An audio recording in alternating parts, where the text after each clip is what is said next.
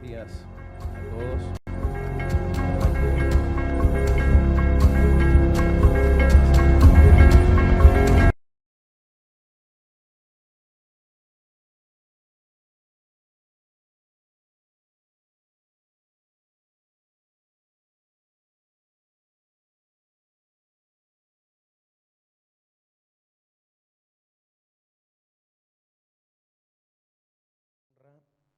Eh, Cuando encuentra una casa determinada a complacerlo, a presentarse como una iglesia pura, sin mancha y sin arruga.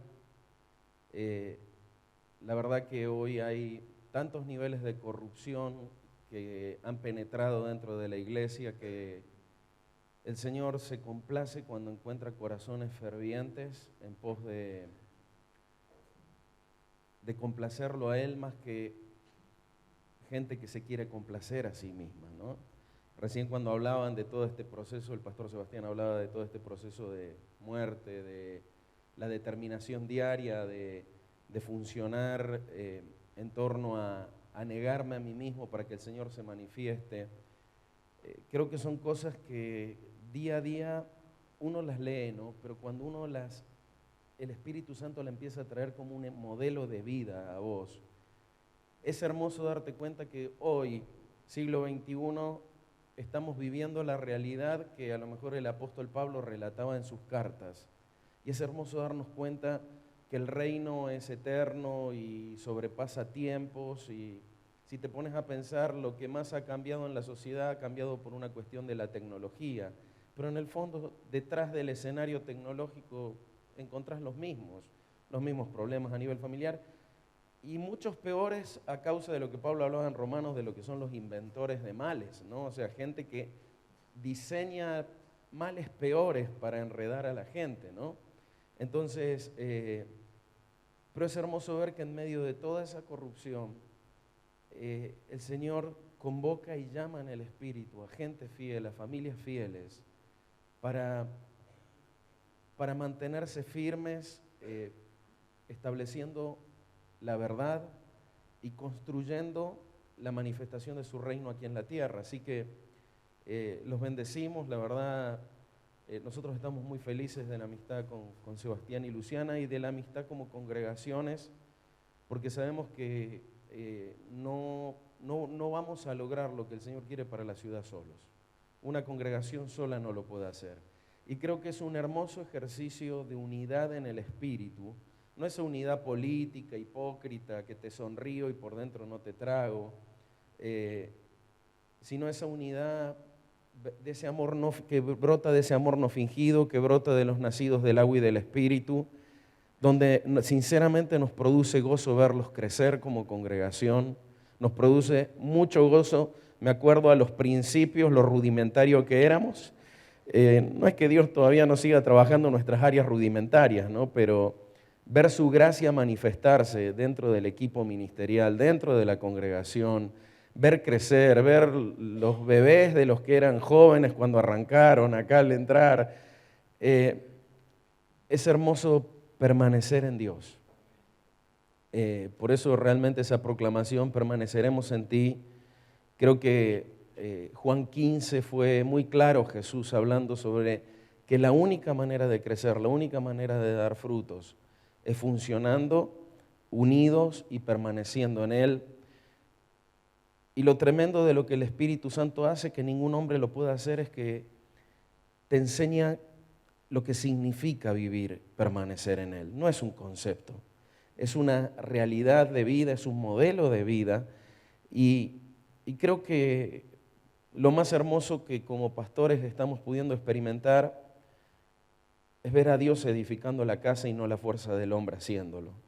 Cuando veía este matrimonio, ¿no?, que viaja desde Merlo, yo veo esos testimonios de fe, esa hambre de la gente, que se dan, qué sé yo, en medio de las congregaciones de reino, y puedo ver que el Espíritu de Dios está haciendo cosas tremendas en medio de nuestro tiempo, y que como un buen surfista tiene que mantenerse en la ola para poder llegar lo más lejos posible. Ese es el ejercicio que hacemos con el Espíritu Santo, de no corrernos ni un solo día, sino tratar de estar porque no queremos que pase la ola y nos quedamos atrás. Y un poco de eso es que quiero que compartamos hoy en torno a este proceso, este desafío a dar. Primero y principal, Dios te desafía a dar, a darnos, a entregarnos. Una cosa es dar, otra cosa es darse. Una cosa es, dice, cuando venían a dar las ofrendas, Jesús hablaba y miraba a la gente y muchos venían con su carretilla llena de cosas, ¿no? Ostentando. Y viene una viudita con una monedita y la lanza. Y Jesús la honra, a diferencia de todos los otros, porque los otros estaban dando. Pero esa mujer se estaba dando a ella porque estaba dando lo último de su sustento, entregándolo. Y creo que mientras damos y no nos damos, no estamos dando realmente. Porque Dios no quiere que le demos, quiere que nos demos. En cada ofrenda, en cada expresión de adoración, en cada cosa que entregamos, Él espera que sea algo de nosotros que se vierte allí. Y tenemos Dios también anhela fruto de nosotros, ¿sí? Quiero que vea esta imagen, son imágenes que utilizan mucho la arquitectura. No es una imagen necesariamente de Dios esta. Quiero que entiendan que cuando el humanismo entró a golpear todo lo que era el teocentrismo de religiosidad que vivía el medioevo, ¿sí? La edad del medioevo, allí se empezó a levantar lo que era el humanismo. Y básicamente la plataforma del humanismo es el hombre como el centro de todas las cosas.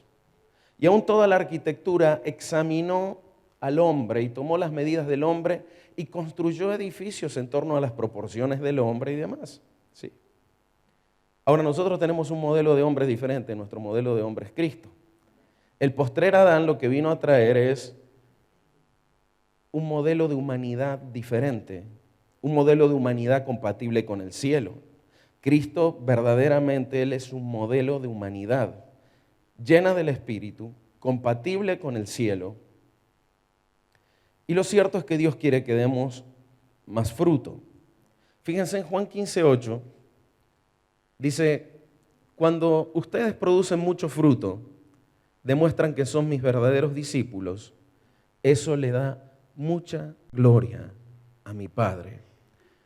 Estamos en un tiempo donde Dios lucha mucho porque se establezca lo verdadero. Es decir, hay mucha adulteración, muchas corrientes, muchos modelos nacidos del hombre, y la iglesia se puede administrar como una empresa, por supuesto que sí. Es iglesia, cada uno saque su conclusión, ¿no? Como las películas que tienen final abierto, ¿no? Y uno decide cómo termina. Cada uno saque su conclusión.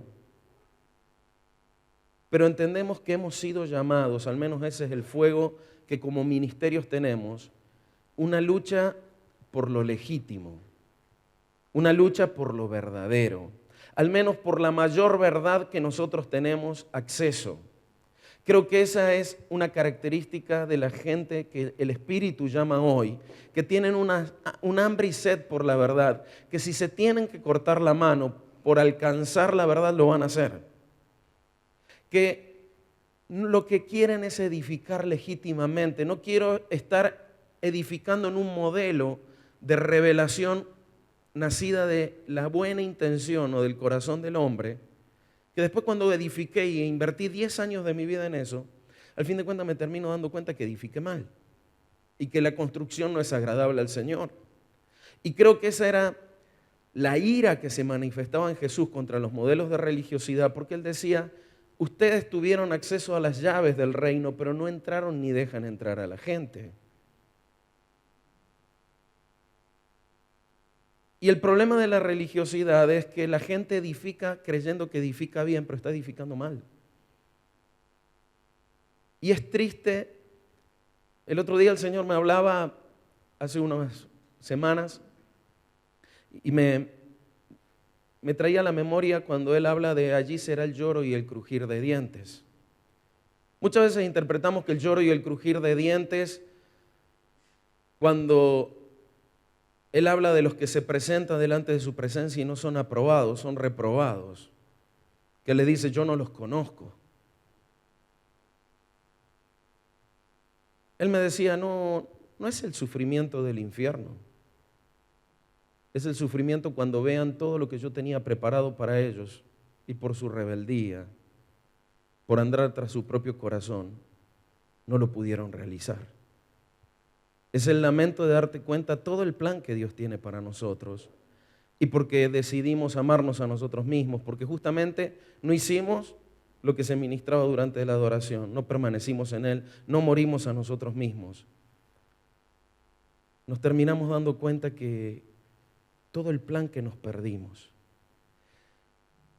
Y creo que si estás acá y si formas parte de una congregación que edifica con estos lineamientos de reino, es porque justamente no me importa el costo, lo que quiero edificarlo bien. Lo quiero edificar sobre la roca que es Cristo.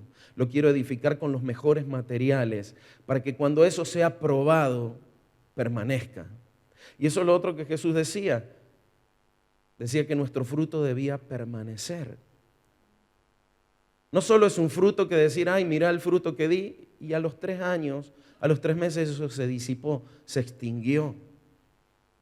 No nos sirve edificar así. Y lo que el Señor me hablaba, que la única manera de que un fruto permanezca en la tierra es que sea nacido de la eternidad. Lo que permanece en la tierra es lo que fue implantado desde lo eterno. ¿Y qué cosas nacen de lo eterno? Aquellas cosas que son inspiradas por Dios. Que son esas obras a las que nosotros fuimos llamados desde antes de la fundación del mundo para que anduviéramos en ellas. Por lo tanto, la única manera de dar un fruto que permanece es que yo me dedique a dar el fruto por el cual Dios me llamó. Es allí donde es tan necesario cuando veíamos cómo muchas veces el enemigo quiere golpear tu identidad, donde básicamente todo lo que hace es para poder llegar a tener intervención en la definición de lo que vos entendés que sos. Para que de repente, si Dios te llamó a ser una rama en la vid verdadera, y una rama en la vid verdadera no va a andar dando naranjas, va a dar uvas. Pero Él va a tratar de hacerte creer que sos un naranjo. Y que vos te termines rindiendo a dar un fruto que Dios no te llamó a dar. ¿Por qué? Porque si llegás a dar el fruto que está escrito en tu ADN, en tu implantación en los lugares celestiales juntamente con Cristo, si vos realmente llegas a dar ese fruto, Él no puede apagar ese fruto en medio de la tierra. No pudo apagar lo que Lutero hizo, no pudo apagar lo que John Hus hizo, lo que reformadores hicieron, no pudo apagar lo que hombres de Dios que tomaron algo de la eternidad y lo establecieron, no lo pudo borrar. Le puede querer poner tropiezo y demás, pero no lo puede destruir porque lo que de la eternidad se establece en la tierra no puede ser movido. No pudo apagar lo que Cristo hizo al traer la iglesia a la tierra. Y si usted se pone a pensar, yo creo que si cualquier empresa multinacional hubiera sido administrada como la iglesia fue administrada a lo largo de los siglos desde que fue establecida, cualquier empresa hubiera quebrado. Coca-Cola hubiera sido administrada con los niveles de, lamentablemente, la corrupción que como hombres establecimos dentro de la iglesia, hubiera quebrado. Pero la iglesia permanece, ¿por qué? Porque fue fundada desde la eternidad. Pero llega el momento donde el Señor quiere hallar administradores fieles. Llega el momento que una generación debe pagar el precio por la gloria postrera. Llega un momento donde no podemos decir, ay sí, como fue fundada en la eternidad, yo puedo dedicarme a malgastar la gracia, a malgastar los recursos que Dios me dio para mi propio beneficio. Llega un momento que se tiene que levantar una generación dispuesta a pagar el precio, dispuesta a morir a sí mismo, para decir verdaderamente queremos edificar tu reino. No quiero edificar, aunque eso me cueste la vida, aunque eso me haga vivir en sacrificios tremendos en medio de la tierra, lo que queremos es edificar lo tuyo.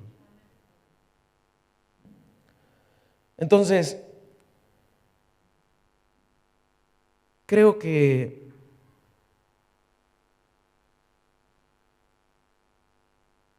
entendemos que Dios nos salvó por su amor y su gracia, pero nos salvó para que demos frutos. Es decir, no es un amor incondicional para decir, ay, sí, yo te amo, ¿me entendés? Y demás, y yo soy feliz aunque vos no des ningún fruto para mí. No es así. Yo creo que aún nosotros con nuestros hijos queremos verlos crecer, queremos verlos desarrollarse. Me tocó que tuvimos hace una semana un viaje a Iquique y fue el primer viaje que hago con mi hija. Es decir, mi esposa se quedó, mis otros hijos se quedaron por cuestiones de la congregación y logísticas, pero voy con ella y yo la veía tomar nota en medio de la escuela y la veía adorar y buscar al Señor. Y no dejaba de impactarme ver al Espíritu Santo edificando la vida de mis hijos. Creo que eso es hermoso, porque uno lucha por ver en la gente, pero de repente cuando vos empezás a ver que dentro de tu familia el Espíritu Santo está edificando a tus hijos, que no es por la imposición, ni por la fuerza, ni por caretear, ni decirle, ay, mostrate que buscas a Dios en medio de la iglesia por una hipocresía. No, legítimamente del corazón de ellos brota eso. Te produce una satisfacción de ver que están dando fruto. Ahora, entonces yo siempre me da gracia este ejemplo, ¿no? A ver, yo creo que cuando tenemos un nene de 1 año y empieza a comer y le damos la cuchara para que coma solo y queda todo con la cara llena de comida y demás, decimos, ay, le sacamos fotos, lo ponemos en Facebook, qué sé yo, nos da gracia. Pero si cuando ese niño creció y tiene 25 años, se sienta a comer y hace lo mismo, ¿me entendés? Yo creo que cualquiera empieza a decir, pero por favor, es una crisis. ¿Por qué? Porque nacemos para madurar y maduramos para poder dar frutos cada vez mejores. Y Dios en ese aspecto, Él tiene mentalidad de rey. Y dice que no solo quiere hijos, sino que quiere herederos. ¿Y cuál es la diferencia entre un hijo y un heredero? Que el heredero da fruto, produce.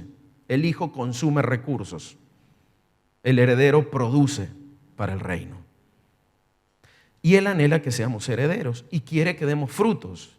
Y justamente esta área de dar frutos, por allí es el área que más en crisis nos mete. Porque miren, cuando no hay metas, cuando no hay definiciones, cuando no tengo que llegar a ningún lado, parece que todos estamos bien. Es decir, si yo no tengo manera de evaluar mi nivel de fruto, siempre voy a estar feliz, está todo bien, y en medio de todos los grises, el gris no se nota, y generamos una plataforma de mediocridad. Ahora, cuando el Señor, por su Espíritu Santo, te empieza a hablar del fruto que Él quiere que des, los frutos ya nos empiezan a evaluar. Y si leemos las cartas de los apóstoles y vemos a lo largo de toda la Biblia, Dios siempre ha probado lo que el hombre edifica. Y Jesús mismo dice que cuando damos fruto, Dios viene y nos poda para que demos aún más fruto. La poda siempre es un proceso de evaluación de lo que vos has construido. Y si resiste, seguís adelante. Si no resiste, volvés atrás y tenés que volverlo a edificar bien. Pero hay que edificar y hay que dar fruto. Ahora, durante las vacaciones yo entré en una crisis, esas crisis lindas de Dios. Ya uno ve las crisis lindas como algo lindo.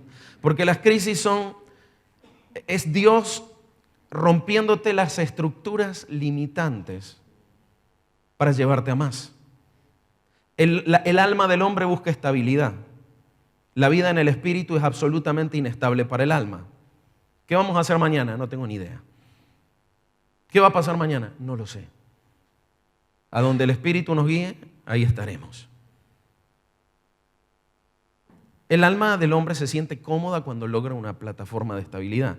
Pero cuando Dios ve que esa plataforma de estabilidad lo que está haciendo es relajándote y adormeciéndote, va a venir y va a romper esa plataforma de estabilidad.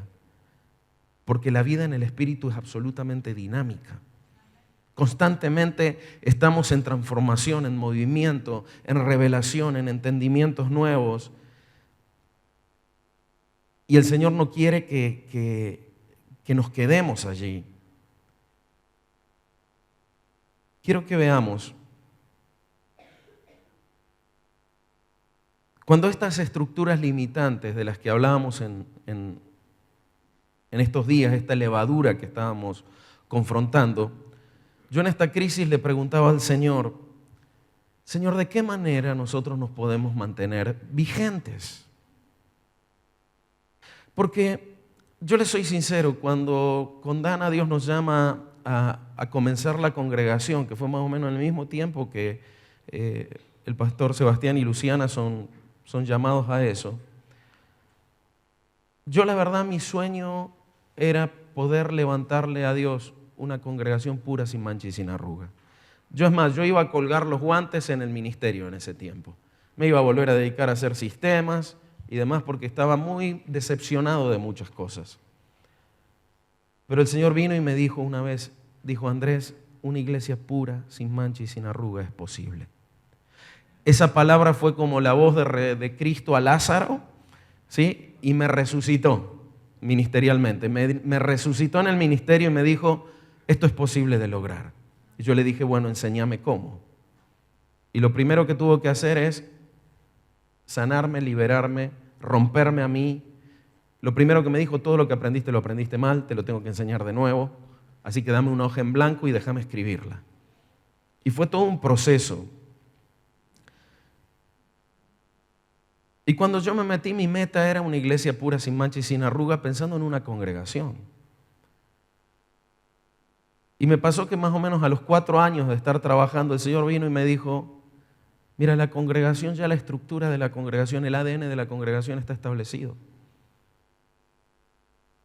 Hay un ADN puro, sin mancha y sin arruga. Esto va a seguir creciendo.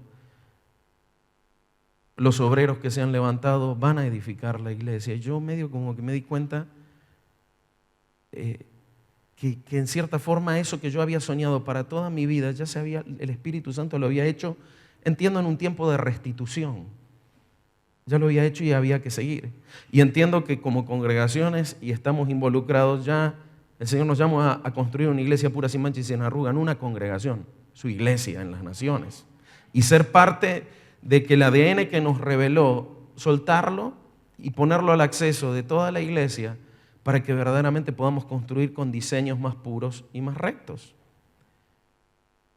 Pero cuando yo miro a los wesleyanos, a los calvinistas, a los luteranos, y me voy a quedar ahí para no entrar en cosas más contemporáneas, ¿no? Y entrar en problemas. Yo no dejo de ver gente que en un momento se subió a la ola del Espíritu, recibió una revelación, pero a los 10 o 20 años se bajaron de la ola del Espíritu. Y yo decía, Señor, ¿de qué manera? A ver, los frutos que nos has permitido dar como ministerios en este tiempo, yo jamás hubiera imaginado dar esos frutos. Yo jamás hubiera pensado estar involucrado en movilizaciones internacionales, funcionando proféticamente. Jamás. Y digo, sé que es tu plan para nuestras vidas, pero sabes que yo no quiero de acá a 10 años darme cuenta y andar recordando, ¿te acordás cuando hacíamos las movilizaciones?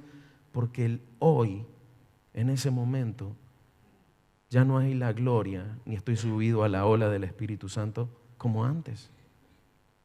Yo le decía, ¿de qué manera nos logramos mantener vigentes? ¿De qué manera logramos tener 80 años y estar dando frutos superiores a los que cuando tenía 50?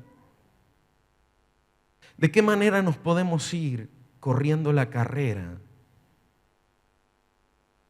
Porque, sinceramente, cuando uno ve los frutos que el Señor nos ha permitido soltar para su gloria, son de Él. Uno ve y dice, pero Señor, de acá a 10 años, ¿cómo vas a hacer algo mejor conmigo? ¿Me entiendes? Porque uno dice, yo nunca pensé que ibas a hacer esto con mi vida. Y fue allí donde yo entré en un tiempo de mucho clamor al Padre, diciéndole, Señor, enséñame de qué manera nos mantenemos vigentes. De qué manera siempre voy a mirar atrás y voy a ver que la gloria de hoy es mayor que la de ayer. Pasamos el otro día, ayer a la noche con Dana, y pasamos enfrente, en el edificio donde estamos nosotros. Antes nos congregamos cerquita, ¿sí? En un edificio muy cerquita que pasamos con el auto siempre. Y le llamamos la roquita a eso. Nosotros tuvimos 3 etapas: el quincho, la roquita y ahora la congre donde estamos, ¿sí? Ustedes tuvieron, ¿te acuerdas del espacio donde estaban, Seba? O sea, sí, era para fomentar la unidad, estar todo apretado ahí adentro. Y ella me decía, ¿te acordás de la roquita? Me decía, sí, qué lindo, le digo, qué lindos tiempos. Le digo, pero yo no los cambiaría por lo que estamos viviendo hoy. Sí, dice, yo tampoco, me dice ella, pero me trae lindos recuerdos. Y creo que esa es la experiencia que Dios quiere para nosotros. Que cuando recordemos el pasado en Él sea algo lindo, pero nunca más lindo que el hoy. Él nos llama a ser como la luz de la aurora, que va en aumento hasta lo perfecto. El sol se detuvo una vez en la Biblia, pero nunca retrocedió. Y yo entiendo que la vida del cristiano puede tener momentos de anclaje, pero nunca de ir hacia atrás. Y aún el anclaje tiene que ser por un tiempo para seguir avanzando mucho más. Para dar frutos, la unidad en medio de la congregación es algo clave. Tan importante como permanecer en la vid verdadera, conectados a la vid verdadera, tan importante es aún que podamos estar conectados unos con otros con un amor no fingido, sosteniendo una atmósfera de sanidad en medio de la congregación. Esos son factores que esterilizan una casa. La división siempre produce esterilidad. Una familia dividida es una familia con marcas de esterilidad. Nos ha sorprendido mucho, y quizás ustedes también tengan testimonios, cuando empezamos a ministrar matrimonios. Nos tocó ministrar un matrimonio que hacía 3 años y algo que no podían tener hijos. Y cuando eliminamos las estructuras de esterilidad que había en ellos, la chica queda embarazada, sin ningún tratamiento, sin nada. Y sé que como pasa en lo biológico, quizás tenemos hijos, pero tenemos otras áreas estériles. Y siempre detrás de la esterilidad vas a encontrar estructuras limitantes. Básicamente, ¿por qué hablamos de estructuras limitantes? Porque el Señor fue muy claro en ese tiempo de clamor y me dijo, el límite son ustedes, no soy yo. Él dice que da su espíritu sin medida. Los que le ponemos medida somos nosotros. Cuando tu vaso dejó de expandirse, le pusiste un límite a Dios. Cuando tu odre dejó de reformarse, le pusiste un límite a Dios. Y la verdad que los frutos nos confrontan. Tener que dar resultados nos confronta. Y es allí donde muchas veces lo que buscamos es evadirnos, como el perro que volteó la olla, que mira para otro lado y demás. No queremos reconocer que no estamos dando la medida que tenemos que dar. Fíjense en Marcos capítulo 2, versículo 22. Dice, nadie echa vino nuevo en odres viejos. De otra manera, el vino nuevo rompe los odres y el vino se derrama y los odres se pierden, pero el vino nuevo en odres nuevos se ha de echar. Es un texto que todos súper conocemos, ¿sí? Pero lo quiero llevar al entendimiento de cómo funcionan las estructuras limitantes. Acá lo primero que te das cuenta es que Dios quiere vino. ¿Por qué te permite dar uvas? ¿Porque quiere comerse la uva? No, quiere vino. Entonces nos damos cuenta que cuando Dios te implanta en la vid verdadera es porque quiere un resultado y quiere un fruto o un producto de ese fruto que vos estás dando. Dios quiere vino, pero Dios también ama las odres. Las odres somos nosotros. El vino es lo que Él deposita en nosotros. Y aquí vemos algo, que si producir vino va a destruir la odre, Él va a dejar de producir vino en esa vida, porque ama la odre. Repito, Dios quiere vino. Pero si antes que el vino ama más la odre. ¿Qué pasa cuando Dios no quiere romper una odre? Por eso no le va a soltar más vino. Justamente son personas que se quedan ancladas en un momento de su vida. Son personas que Dios, para no romperlas, muchas veces las va a sacar de las congregaciones que se mueven en el Espíritu, porque no van a resistir el vino nuevo que Él está derramando. Normalmente, ese proceso de separación de Dios por amor a la odre, ¿y qué va a hacer? Lo va a meter en una congregación más quieta, menos demandante en cuanto a las presiones y las exigencias de la vida en el Espíritu. Yo quiero decirles, nuestras congregaciones son congregaciones que están bajo mucha presión. ¿Por qué? Porque la vida en el Espíritu es la máxima exigencia que el ser humano puede tener para sostenerse viviendo allí. No hay vida más exigente para el alma del hombre que vivir en el Espíritu. Y es por eso que hay gente que empieza a correr y quiere, y llega un momento donde las estructuras limitantes los empiezan a detener y entra en crisis. Y es pura la persona que, una vez vino una persona a hablar conmigo, me dijo: Andrés, yo me voy de la congregación porque quiero una congregación menos demandante en santidad. Fue honesto. Yo, por otro lado, pensé que acaso hay diferentes niveles de santidad. Dios tiene diferentes niveles de santidad. Pero la verdad es que la realidad de la iglesia es que sí hay diferentes niveles de demandas de diseños y santidad. Pero fue honesto y se fue en honra. Otros empiezan a dar cosas contra el aguijón y empiezan a echarle la culpa que la congregación, que los pastores, que esto, que lo otro, cuando lo honesto sería decir: mira, yo no tengo la capacidad de morir a mí mismo para mantenerme vigente en esto. No lo logro, no puedo, no sé cómo, pero el límite soy yo. Ellos están bien, el límite soy yo. Pero el hombre siempre trata de justificarse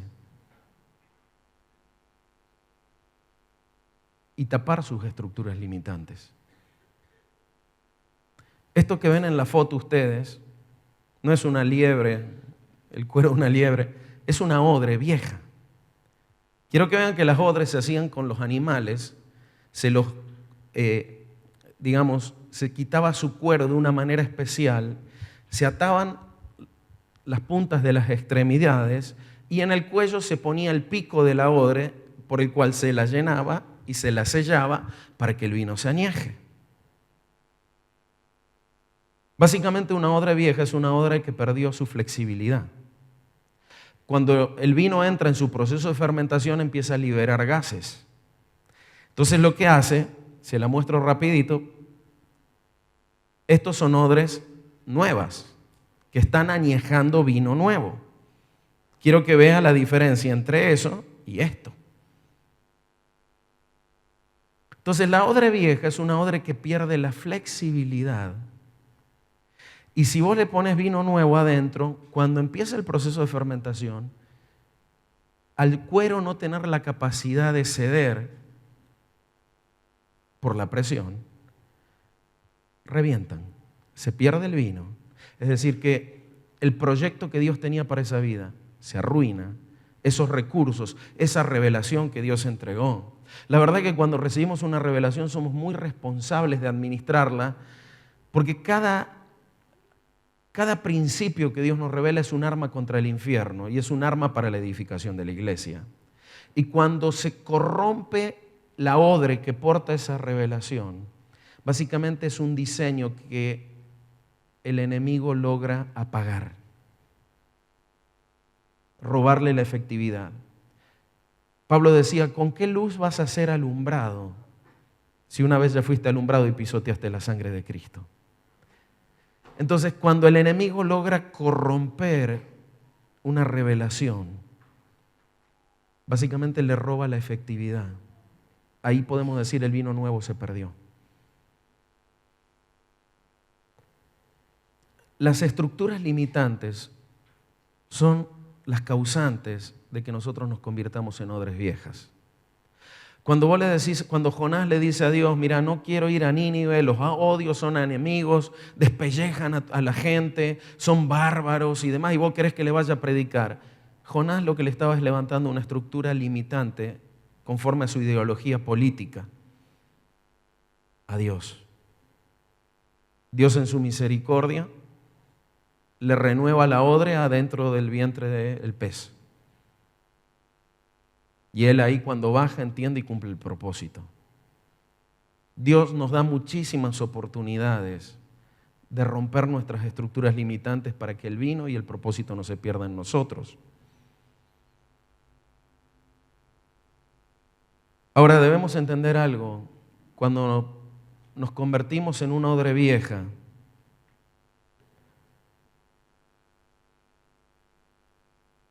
no perderemos la salvación, pero habrá lloro y crujir de dientes por el propósito que nos llevamos a cabo. La vida en el Espíritu fue diseñada para ser vivida en el Espíritu. No hay plan B. La iglesia no tiene un plan B. Es ahí donde aparece la levadura de los fariseos o la de los saduceos, a generar modelos de vida donde las odres viejas puedan estar. Uno es liberal, el otro es religiosamente ortodoxo. La de los fariseos es religiosamente ortodoxa, fundamentalista, muy exigente en rituales y demandas para sentir que yo soy santo. Señor, te agradezco porque yo no soy pecador como ese publicano, porque yo ayuno 2 veces a la semana y yo diezmo todas las cosas y demás. Ese es el orgullo del fundamentalismo religioso. Y la levadura de los saduceos es una levadura laxa, permisiva al pecado, donde todo vale. Lo importante es que vos ames a Dios, lo importante es que haya amor, lo importante es que, bueno, todos caemos, todos fallamos, todos pecamos, ¿me entendés? Y no se forma el carácter de la gente. Así que quiero decirles algo, a ver, con toda sinceridad, ¿cuántos se han sentido exigidos, han sentido que la odre por ahí reventaba en su vida en medio de los procesos de discipulado? Levanten la mano.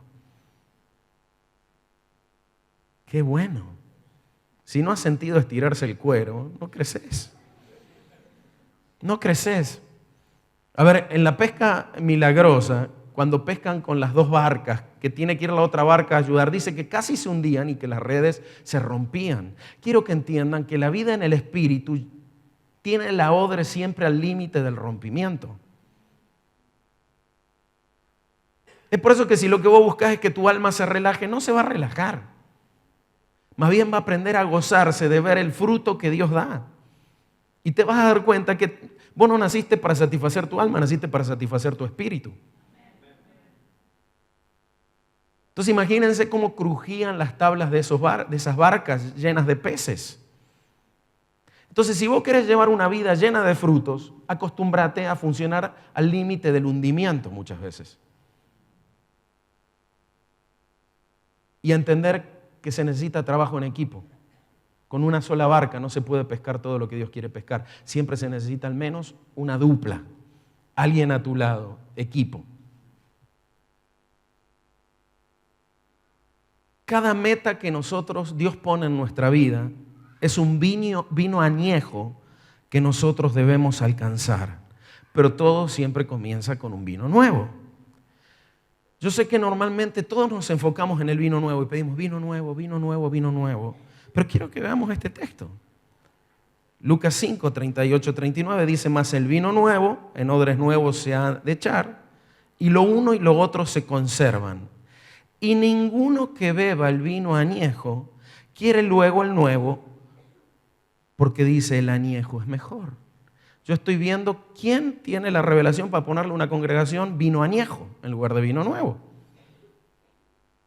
Porque lo que Dios anhela es un vino que logra su ciclo de maduración. Y quiero decirte algo, cuando solo pedimos vino nuevo, estamos condenándonos a una inmadurez perpetua. Porque si yo siempre voy a hacer vino nuevo, ¿cuándo voy a hacer añejo? Entonces, si yo soy vino nuevo de Dios, la realidad es que Dios por lo único que derrama el vino nuevo para que se convierta en añejo. Eso es lo que Él espera. Entonces, cuando vos tomás un vino, un Beaujolais, qué sé yo, vinos muy frutados, muy jóvenes, son ricos, son frutados. Pero cuando vos abrís una botella que, qué sé yo, era para 50 años de guarda, que estuvo almacenado en roble francés, con temperatura medida, y vos gustás el cuerpo, el sabor de ese vino y demás, decís, esto me explotó en el paladar, este vino. Es hermoso. Y quiero que entiendan que a Dios le gusta beber del vino de nuestra odre. Y lo que Él espera es vino añejo.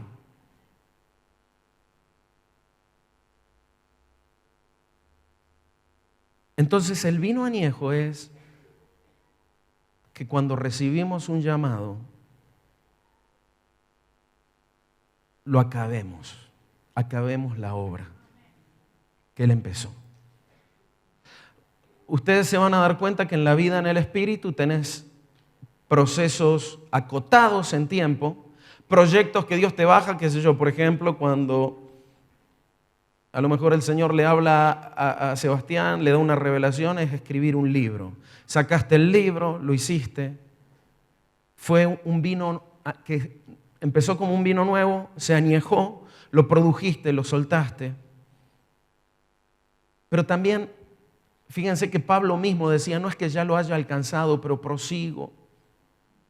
Y también toda nuestra vida es un vino añejo. La verdad, el mejor de los vinos que Dios espera tomar es cuando Él nos arrebata y nos lleva a su presencia. Es el vino de toda nuestra vida. Es el proceso de todo lo que hemos vivido, donde le fuimos entregando cosechas de mejores uvas. Y normalmente cuando uno va a comprar un vino, dice, comprate el cosecha 2008.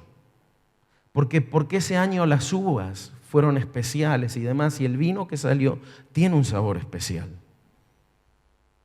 El Señor lo que aspira es que año tras año el fruto que nuestra vid da tenga mejores uvas para mejores vinos, más henchidas, y para eso nos va a podar, para eso va a trabajar continuamente sobre nuestras estructuras limitantes. Entonces quiero decirte algo, si te produce algún nivel de estrés confrontarte, qué sé yo, como nos confrontamos en estos 7 días de panes sin levadura, la realidad es que esa confrontación tiene que ser diaria sobre nuestras estructuras limitantes.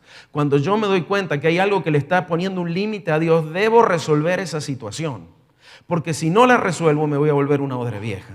Dios quiere el vino añejo, no la odre vieja. Su meta en realidad es vino añejo, no odres viejas. En su misericordia Él no va a permitir que la odre se pierda y lo va a guardar en salvación. Pero hay pérdida en el reino cada vez que una odre decide convertirse en odre vieja. No es Dios el que decide que una odre se vuelva vieja. Somos nosotros el que decimos cuando decidimos decirle no o ponerle un límite a Dios. Somos nosotros los que nos convertimos en odres viejas. Nunca la elección del cielo va a ser que alguien se convierta en odre vieja. Y en su misericordia el Señor lo va a guardar en un cajón hasta el tiempo de llevárselo. Pero la iglesia que vive en el Espíritu, las odres siempre están así. Como eso que ve ahí. Parece un globo inflado con toda la presión que le entra, ¿no? Y por eso andamos todos, ¿sí? Por eso andamos todos estirados. ¿Cómo estás? Estirado, al límite del rompimiento. ¿Saben qué? Bueno, yo no soy médico, pero mi papá era médico, ¿no? Y parece que uno de tanto escuchar aprendió un montón de cosas, ¿no? Pero usted sabe que cuando uno va a un gimnasio y entra en el modelo de quiere sacar más músculos, más masa muscular, usted vio que termina de hacer ejercicio y más o menos a los 2 días quiere salir de ahí y le duele hasta el alma, más o menos, ¿no? Le duele todo. Ni sabía que usted tenía un músculo ahí, ¿no? Se dio cuenta porque duele. Ese proceso de dolor es que las fibras musculares se multiplican por separación. Es decir, ¿vieron cómo las células del hombre se multiplican y se parten por la mitad y se hacen 2? Y a su vez se parten en 2 y así hay crecimiento celular. Los músculos, las fibras musculares lo que hacen es una fibra se desgarra por la mitad, pero es un desgarro controlado. Y ya en lugar de una fibra muscular ya tenés 2. Y después crecen, reciben proteínas, reciben los nutrientes que necesitan, hasta que se convierten en 2. Seguís haciendo esfuerzo, se vuelven a desgarrar y así va creciendo la masa muscular. Y una vez escuchaba un entrenador deportivo, esos de alto rendimiento, que decía, un buen entrenador sabe sostener al jugador o al atleta al límite del desgarro. La sabiduría del entrenador es exigirle el músculo al nivel donde todavía no se desgarra. ¿Y qué pasa? Si por temor al desgarro lo exige menos, ese músculo podría haber dado un nivel de rendimiento que no va a dar. Quiero decirte algo, Dios nos entrena al límite del desgarro, porque es la única manera de expandirnos. Así que ya sabes que Dios lo que quiere es tomar cada año Él quiere tomar un buen vino añejo. Cada año, dentro de lo que era, por ejemplo, el calendario que Él le da a su pueblo para regir y quebrar el gobierno del Cronos, el gobierno del tiempo natural bajo las entidades de las tinieblas, les da un diseño para salirse de ese movimiento temporal. Cuando uno analiza y ve el ciclo de Dios, se da cuenta que Él en las fiestas y todo eso les había dado una manera de confrontar sus estructuras limitantes para siempre y cada año ir a una mayor cosecha, a una mayor expansión territorial.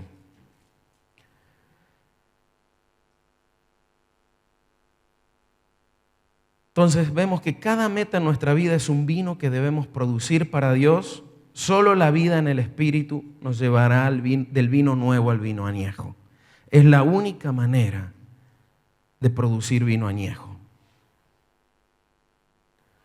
Cuando una odre deja de vencer sus estructuras limitantes, el Señor dejará de darle vino nuevo.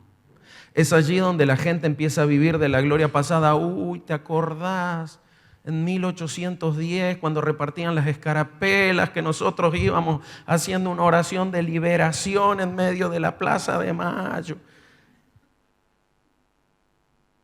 Y vivimos de lo que hicimos. Y uy, ¿te acordás cómo salían los demonios? ¿Me entendés? Oh, ¿y por qué hoy no? ¿Por qué hoy no?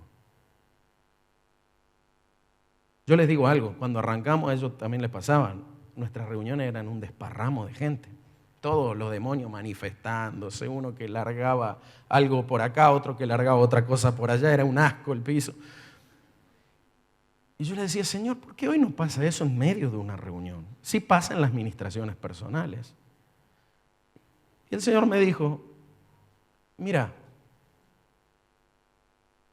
¿qué milagro viste que yo hiciera de sanidad o de liberación en la vida de mis discípulos? Lo máximo que llegué a la suegra de Pedro, pero era la suegra de Pedro, no era Pedro. ¿Dónde viste que se le manifestó un demonio a uno de los discípulos de él? Y él ahí es donde me explicó que cuando la congregación se va santificando, hay una masa, También nos dimos cuenta de algo, que cuando venían esas liberaciones, muchas veces era el diablo robándose la gloria de Dios, porque toda la gente empezaba a mirar al pobre tipo que estaba dando vuelta, ¿me entiendes?, retorciéndose en el piso. Y al fin de cuentas dejaban de adorar, y muchas veces se manifestaban en medio de algo que Dios quería hacer y generaba distracción. Entonces el Señor me dijo, cuando la iglesia crece en santidad y demás, no tienen libertad de manifestarse si una persona viene con eso. Pero sí Dios lo va a sanar en otro momento. Entonces,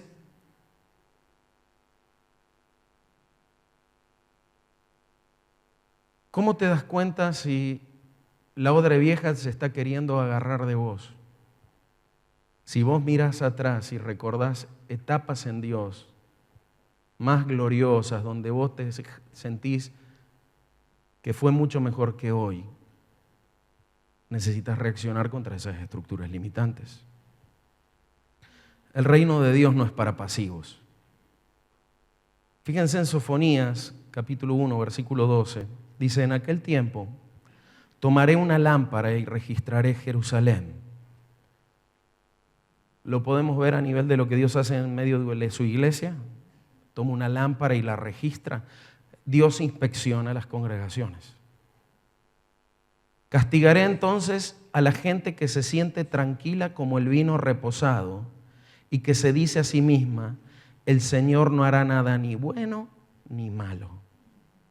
Yo recuerdo que en un tiempo mi vida cayó bajo esto.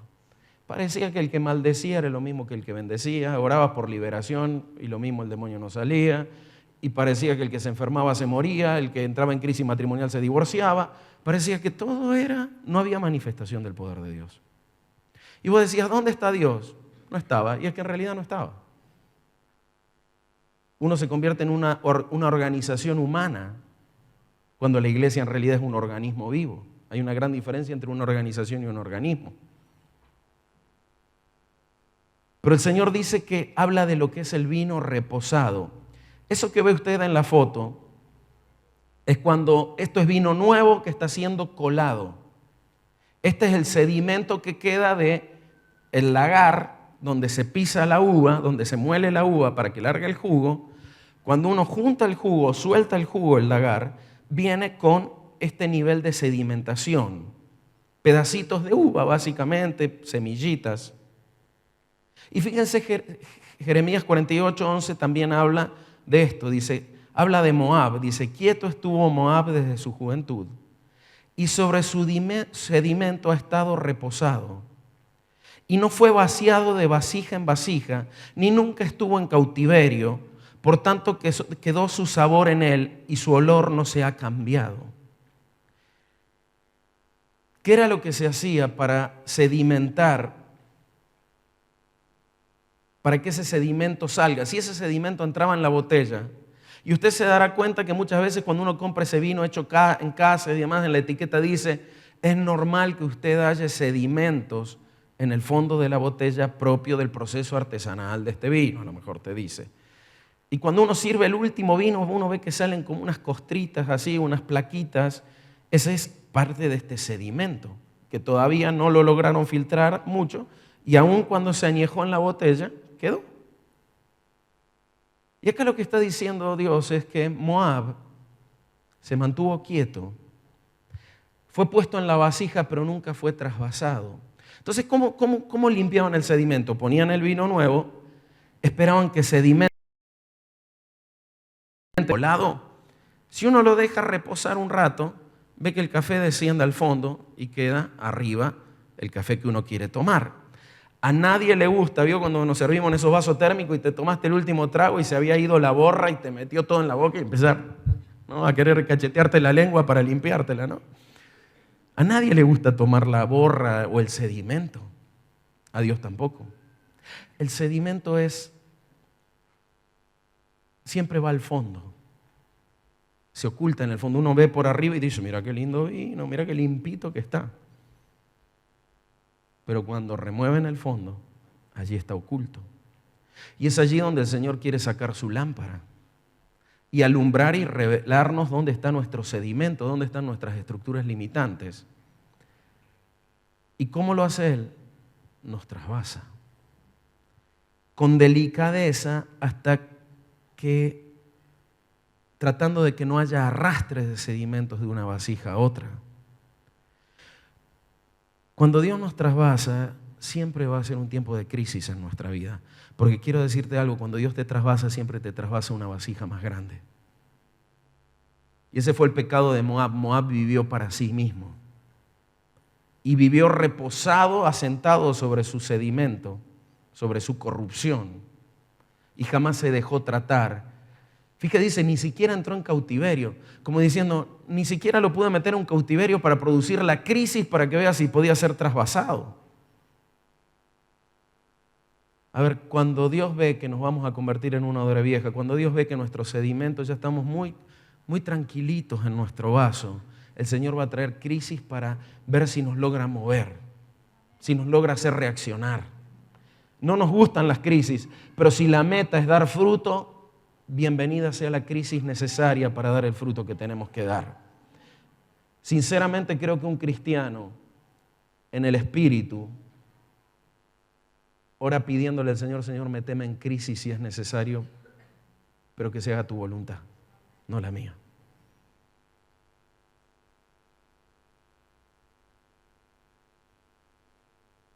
Si Dios no nos trasvasa, nos quedamos toda la vida aferrados a la borra y nos convertimos en odres viejas.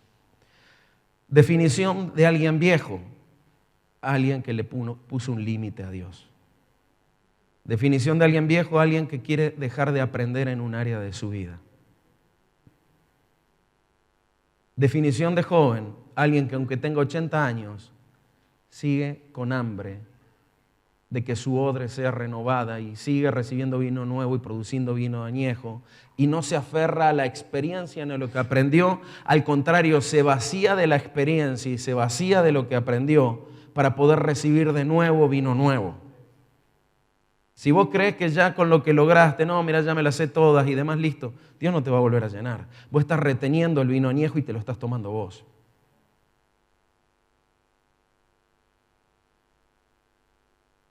Tenemos normalmente 3 tipos de reacciones frente a los frutos, a las metas. 2 donde las estructuras limitantes nos ponen un freno. Una que es válida. Una de ellas es la cobardía. Cuando yo empiezo a ver la crisis y empiezo a ver la estructura limitante, hago como el avestruz, meto la cabeza dentro de un pozo, niego la realidad, hago una negación de la realidad. Yo soy lindo, yo soy bueno, yo tengo el peso ideal, el rostro ideal, el pelo ideal, todo ideal, y no quiero ver mi realidad. Pero la cobardía, dice el Señor, que no agradará a mi alma el que retrocediere. Básicamente la cobardía es: yo me aferro a la borra y me quedo como Moab, reposado y quieto, y me quedo ahí. La otra es el fracaso o el aprendizaje. Cuando yo me caigo, quise pegar el salto y no puedo y me caigo. Si no me levanto de ahí, yo elegí el fracaso. Si me levanto y lo vuelvo a intentar, elegí el aprendizaje de la experiencia. Es decir, mira, ya sé que saltando así no llego. Padre, revelame de qué manera yo puedo lograr llegar al otro lado. Hay 2 formas de aprendizaje principales dentro del reino: por revelación y la sabiduría adquirida por la revelación, o la sabiduría adquirida por la experimentación. Dios normalmente quiere que funcionemos en la sabiduría que viene por la revelación y que no tengamos que caernos a un precipicio para aprender lo que no se debía hacer. Normalmente Él te dice: no hagas esto, no es por allá, es por acá y demás. Nosotros a veces somos cabezones, rebeldes y demás, y le damos, y cuando nos caímos, dijimos: ahora entiendo. Bueno, digamos que no es el mejor de los aprendizajes, no es el óptimo, pero peor es el que se queda allí fracasado. Por lo menos aprender a los tortazos, pero aprender, creo que todos hemos sabido lo que es eso. Todos sabemos lo que es el fondo que hay ahí. Pero creo que en la medida que maduramos, cada vez vamos necesitando menos de golpearnos para aprender y ya desarrollamos un corazón más obediente al Señor. Y el último es lograr dar el fruto. Yo muchas veces me he sentido frustrado, no sé vos. Hay momentos donde la frustración me embarga. Y yo me he empezado a preguntarle al Señor: Señor, ¿por qué me siento frustrado? Y me he dado cuenta que normalmente la frustración gira en torno a un fruto que queremos dar y no lo podemos dar. Algo que queremos alcanzar y no lo podemos conseguir. Es allí donde viene ese proceso que hablábamos cuando el enemigo, lo mencionamos antes, quiere golpear tu identidad. Decirte: lo que pasa, vos sos un fracasado, nunca vas a lograrlo. A veces esto también viene por metas que no nacieron del corazón de Dios. No, yo quiero jugar como Messi. Hoy a los 47 años se me ocurrió jugar como Messi, viejo. Y sabes que por eso voy a entrenar y voy a meterme con todo. Yo voy a ser Messi, el Messi 2. A ver, yo sé por qué se ríen. Vos decís: tu meta es irreal. No es una meta nacida de Dios, por supuesto. Y hay veces andamos tras metas que no nacieron del corazón de Dios y vamos a estar frustrados y Dios en su amor nos libre de lograrlo. Porque lo peor que te puede pasar es que alcanzar algo que Dios no te llamó. y ser exitoso en algo que Dios no te llamó, porque vas a quedar atrapado en el engaño de ese éxito y de una identidad que Dios no te dio. Entonces Dios en su amor nos mete, ahí sí que nos quiere hundir en el fracaso de las metas que no vienen de Él y que las tengamos por basura a fin de agradarlo a Él. Para Pablo, su meta era ser fariseo de fariseos y de pura cepa fariseo. Pero cuando se dio cuenta que Dios no lo llamó a eso, lo tuvo por basura, abandonó esa meta. Nos frustra aprender y no aplicar lo que aprendemos. Eso nos produce mucha frustración. Aprender cómo gobernar las emociones y demás, pero en lo práctico no hago ningún esfuerzo por llevarlo a cabo. Eso me produce frustración. El problema está no en aprender, lo que aprendiste está bien. El problema está en tu falta de poder para ejecutar lo que aprendiste. Y necesitas aún de Dios para desarrollar la disciplina de querer vivir lo que aprendí. Porque cuando yo empiezo a amontonar conocimiento en la odre, empiezo a amontonar un montón de conocimiento acá en la cabeza, llega un momento donde ese conocimiento me aplasta. Toda revelación que Dios nos dio y no la vivimos, empieza a tener un peso que nos aplasta. Por eso es que necesitamos tratar de desarrollar una gimnasia. Las iglesias establecidas en el Espíritu van desarrollando en la gente una capacidad muy fácil de que lo que fue revelado, bajarlo a la vida cotidiana. Entonces a lo mejor se está hablando, en medio de la reunión el Señor baja y habla sobre que la luz trae gozo, paz y justicia. Y yo voy a mi casa y estoy en mi casa y empiezo a ver que tengo quemadas 3 lámparas. ¿Y qué hace la persona? Cambia las lámparas y pone lámparas nuevas para que alumbren. Señor, que como cambio esta lámpara y donde no había luz, ahora hay luz, así haya luz en mi casa. Y te das cuenta de algo que Dios soltó en medio de la adoración, yo lo llevo a mi hogar.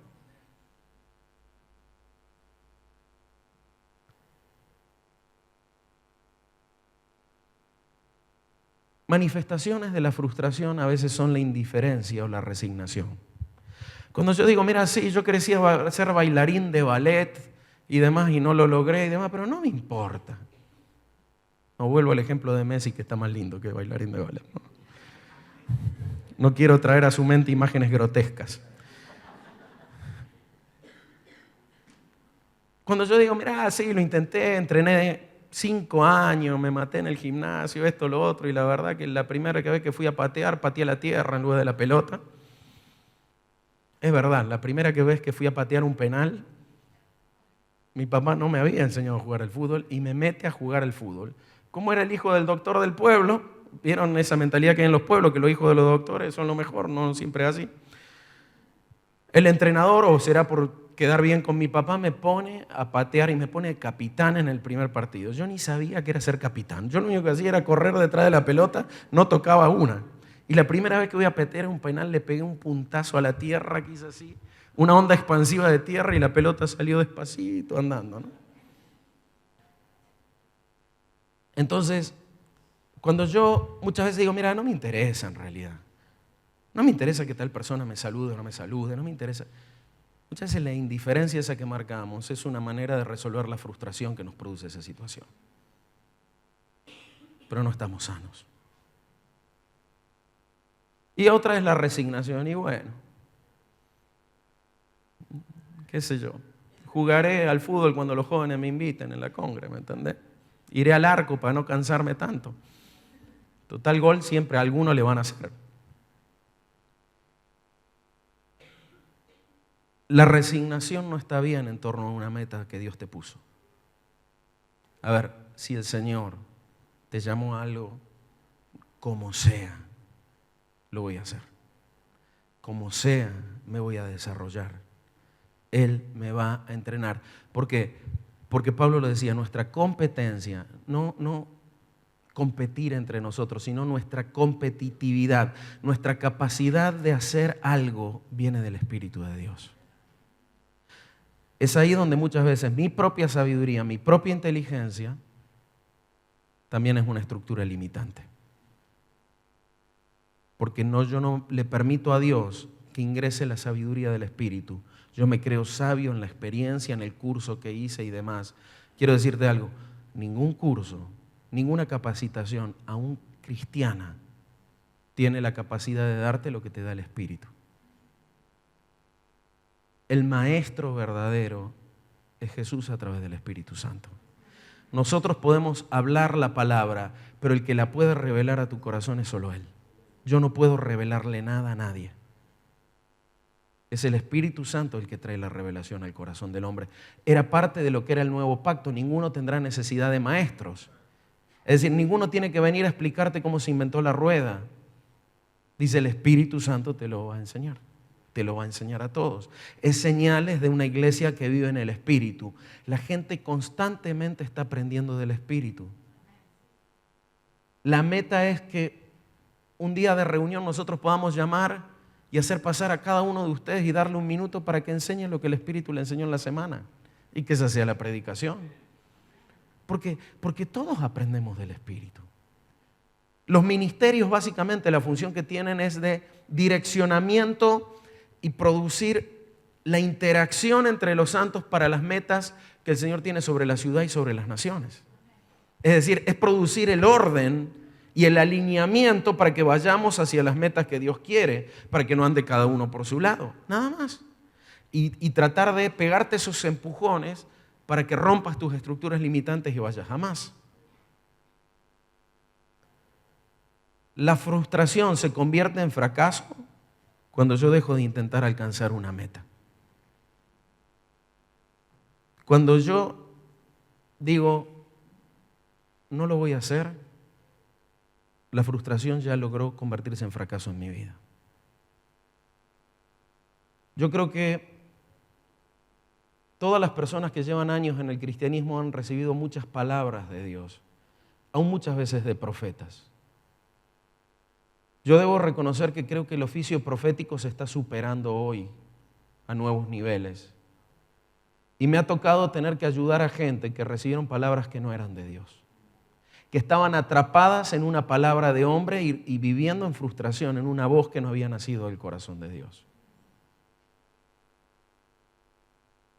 Como se prostituía el profeta Balaam por dinero, al brujo, Balaam era más brujo que profeta ese, ¿no?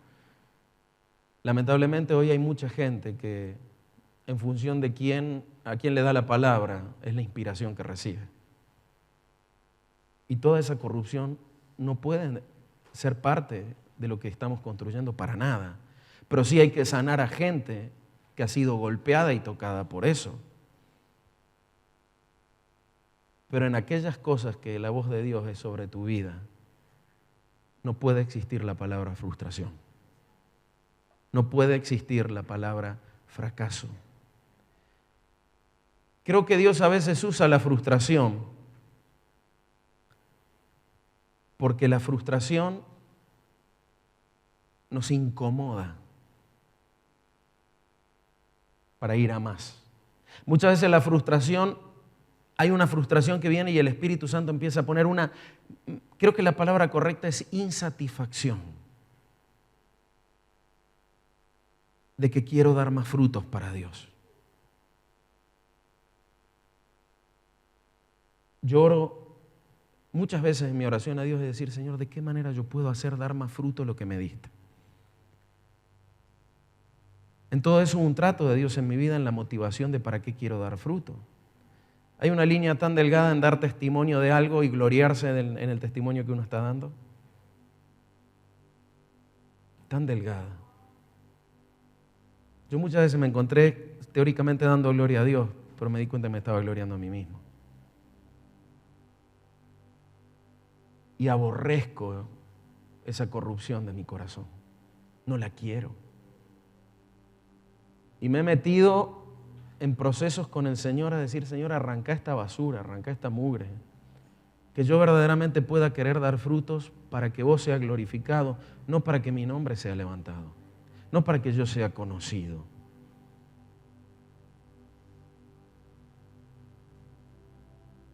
Creo que como iglesias en el Espíritu estamos viviendo un proceso de achatamiento visual de los ministerios para el levantamiento visual de toda la iglesia y toda la congregación. donde siempre vamos a honrar las funciones ministeriales que Dios dio porque nos bendicen.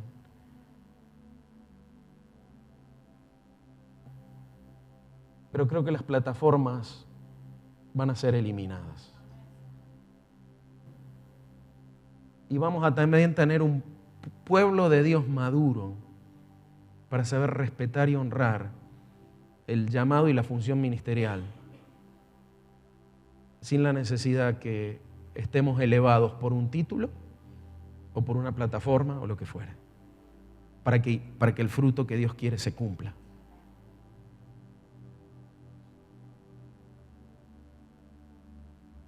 Pablo nos revela la manera de mantenernos vigentes. Y él habla que hay que tener por basura todo lo que he conquistado hasta hoy. Y sentirme como si fuera una rama que nunca dio fruto, con ese nivel de desesperación que la esterilidad produce, casi de obsesión que produce. Y hacer de cuenta que lo que hicimos hasta hoy fue nada.